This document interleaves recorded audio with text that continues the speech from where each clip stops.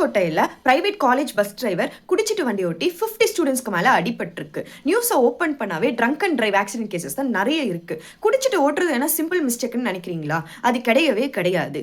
பிஎன்எஸ்க்கு கீழே ஒருத்தருக்கு அடிபட்டுச்சோன்னா இல்லை பலத்த காயப்பட்டிருந்துச்சுன்னா அவங்களுக்கு சீரியஸான பனிஷ்மெண்ட்ஸ் உண்டு. மோட்டார் வெஹிக்கல் ஆக்ட் படி குடிச்சிட்டு வண்டி ஓட்டினாலே ஒரு பனிஷபிள் அஃபென்சஸ் தான். ஒரு பஸ்ல 100 பேருக்கு மேல டிராவல் பண்ணலாமா? இந்த நியூஸ் படி இந்த பஸ்ல 100 பேருக்கு மேல டிராவல் பண்ணியிருக்காங்க. அதுவே ஒரு பனிஷபிள் அஃபென்சஸ் தான். ஸ்டூடெண்ட்ஸ் சொன்னபடி பஸ் டிரைவர் டெய்லி குடிச்சிட்டு வண்டி ஓட்டி இருந்து மேனேஜ்மெண்ட் சைலண்டா இருந்திருந்தா மேனேஜ்மெண்ட் மேல நெக்லிஜென்ஸ் ஆக்ட் அப்ளை ஆகும். லால டியூட்டி டு கேர், அதாவது வைக்கரியஸ் லயபிலிட்டி. சிம்பிளா சொல்லணும்னா எம்ப்ளாயருக்கு கீழே எம்ப்ளாயி டியூட்டியில இருக்கும்போது எம்ப்ளாயினால ஏதாச்சும் மிஸ்டேக்ஸ் வந்துச்சுன்னா எம்ப்ளாயருமே ரெஸ்பான்சிபிள். மேனேஜ்மெண்ட் மேல விக்டிம் காம்பன்சேஷனும் நெக்லிஜென்ஸ் ஆக்டும் அப்ளை ஆகும். அது மட்டும் கிடையாது, மேனேஜ்மெண்ட் யூஜிசி ரெகுலேஷனை வயலேட் பண்ணியிருக்கு. சேஃப்டிங்கிறது ஆப்ஷன் கிடையாது, அது ஒரு சட்ட கடமை, அதாவது லீகல் ரெஸ்பான்சிபிலிட்டி. இந்த மாதிரியான யூஸ்ஃபுல்லான கண்டென்ட்ஸ்க்கு என்ன ஃபாலோ பண்ணுங்க.